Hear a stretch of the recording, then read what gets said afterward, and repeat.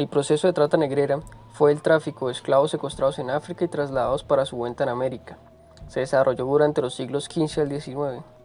Fue un monopolio manejado por holandeses, portugueses, franceses e ingleses, quienes capturaban personas en dicho continente con la ayuda de algunos caciques locales para venderlas al otro lado del Atlántico como trabajadores en plantaciones, haciendas y en menor medida para prestar servicios domésticos. Una vez capturados eran conducidos hacia los galeones de esclavos, los cuales los trasladarían por el Atlántico hacia las tierras americanas. Las condiciones de este traslado eran agónicas. Los esclavos padecían desde enfermedades, hambre y violaciones de todo tipo e incluso la muerte antes de arribar a América. Una vez en el continente americano, eran trasladados hasta los barracones o almacenes donde se les encerraba para recuperarse un poco antes de proceder a su venta. Allí se afanaban de atender en primer lugar a los que llegaban muy enfermos, bautizando de urgencia a los que estaban a punto de morir. A los demás se les suministraba algunos cuidados, se les daba de beber y se les proveía alguna ropa. Se les preguntaba a qué grupo, casta o nación pertenecían y en consecuencia en qué lengua hablaban. Finalmente eran subastados y una vez comprados debían trabajar de por vida para su amo o hasta que pudiesen comprar su libertad. Nos ocuparemos en este video en presentar ciertos aspectos que actualmente conocemos sobre el proceso de evangelización al cual fueron sometidos los negros africanos tanto en sus territorios natales como en los territorios americanos donde fueron insertados durante los primeros siglos de la conquista española. Así presentaremos a los actores involucrados en este proceso, los encuentros y documentos que dan las pautas de cómo adelantar la evangelización, además de establecer los derechos y deberes, y daremos cuenta del proceso de doctrina. Por último, presentaremos los casos puntuales de Paraguay y Colombia, quienes representan de manera particular los procesos que se adelantaron en esta región. A diferencia de la evangelización de los indios, en la que tanto las órdenes religiosas como el clero secular se involucraron y desplegaron sus fuerzas, la evangelización de la cada vez más numerosa población de origen africano en tierras americanas parecía no corresponderle a nadie durante décadas. Aun cuando desde el siglo XVI arribaban a América negros esclavos, no es hasta el siglo XVII que la Iglesia colonial reguló su evangelización. Fueron los jesuitas quienes se ocuparon de realizar una labor sistemática de catequesis entre los negros, haciendo incluso que algunos miembros de la compañía dedicaran especialmente sus esfuerzos a trabajar entre ellos. Cabe resaltar que los esquemas de cristianización variaron según y en función del medio en que se desarrollaban. Los procesos de evangelización eran muy distintos si se desarrollaban en la ciudad o en las haciendas. Y mientras más lejos de los centros urbanos, menos era la preocupación y la incidencia de esquemas de cristianización y evangelización de los esclavos y esclavas afrodescendientes. La idea que más impulsaba el adoctrinamiento de los esclavos africanos era la necesidad de mantener un sistema de control.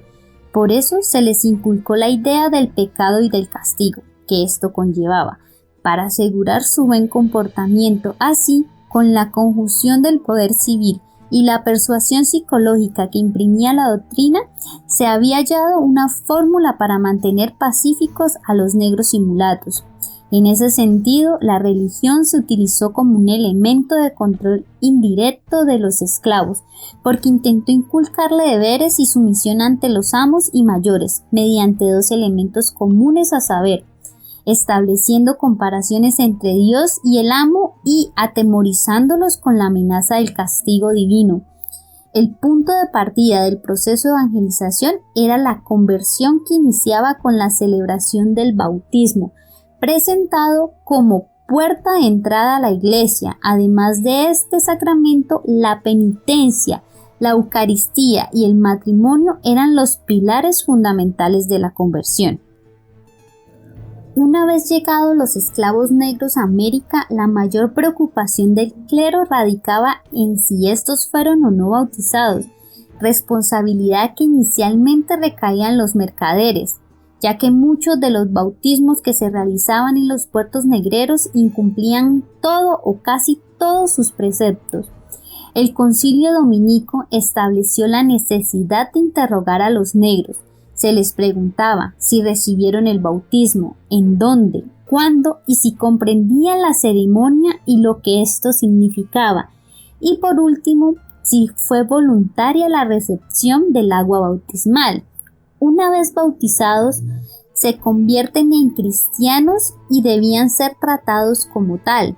Por ello, los amos debían para con los esclavos alimentarlos y vestirlos, ser moderados en sus castigos, no obligarlos a trabajar los domingos, asistir a los enfermos, no inferir con los deberes religiosos y procurar la manumisión cuando la ley lo permitía. La responsabilidad cristiana de los amos era tal que la Iglesia determinó castigos para aquellos que no se ocuparan de los menesteres o que por negligencia permitieran que sus esclavos vivieran en pecado mortal.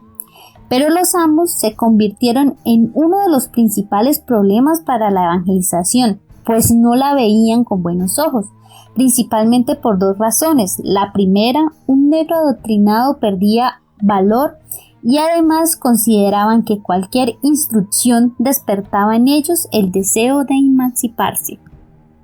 Las primeras normas sobre la evangelización de los esclavos emanan de las cédulas reales, recopilación de las leyes de las Indias, cédula de 1537, pero son dos las normas que definirán la vida cristiana del esclavo en los siglos XVII y XVIII.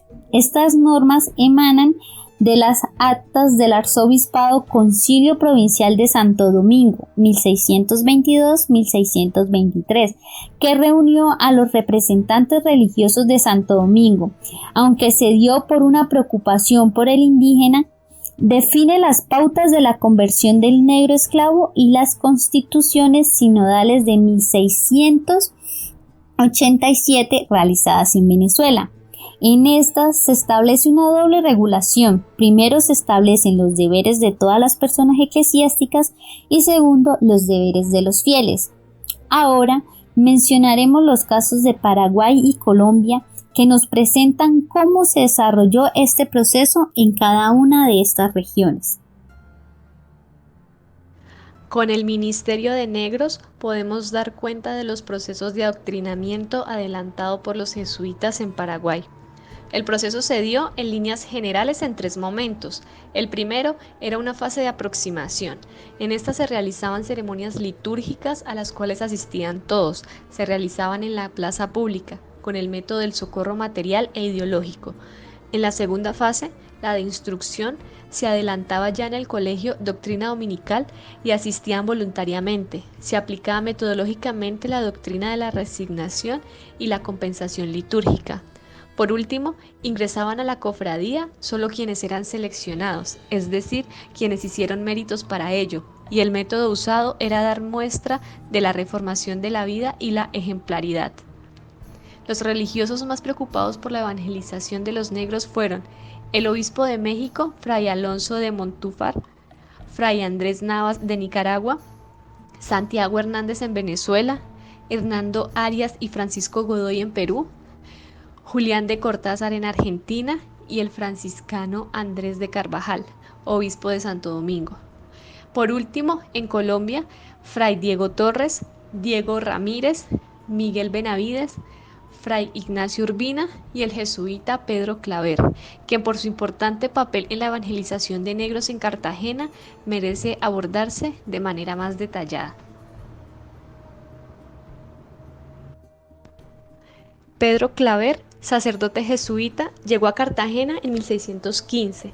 Era enfermero en los hospitales de africanos, entregaba limosnas, predicaba en barrios periféricos como el Getsemaní, habitado en su mayoría por esclavos huidos, prostitutas, marineros y contrabandistas.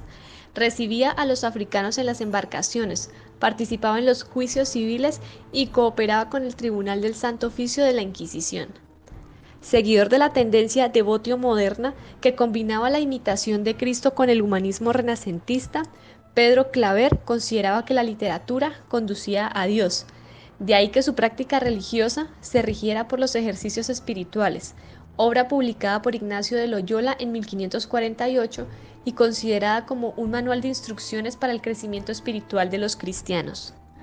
Estimaba que los africanos eran incapaces de alcanzar la perfección espiritual en cuanto profesaban el culto falso de su religión.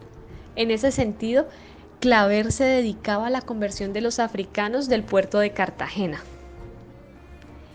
Su propuesta evangelizadora se basó en el principio acomodatio, que consistió en conocer la sociedad y cultura foránea para a partir de ello predicar y estimular la convicción acerca de Cristo. Así su labor se distinguió por 3 rasgos. Primero, por el entrenamiento de intérpretes para evangelizar y servir de traductores en los juicios inquisitoriales. Segundo, el uso de la gestualidad para explicar el Evangelio, donde se lanzaba al piso, se rasgaba la ropa, lloraba, gritaba y escupía como estrategias de enseñar los sacramentos. Esto como forma también de mantener el uso de la corporalidad de los negros y por otra parte agregar un sentido católico al cuerpo. Y tercero, el énfasis en la familia como metáfora para comprender los principios del cristianismo y así introducir las deidades europeas a los africanos, donde Dios era Padre, Jesús su hermano e incluso Él la figura paterna en la tierra.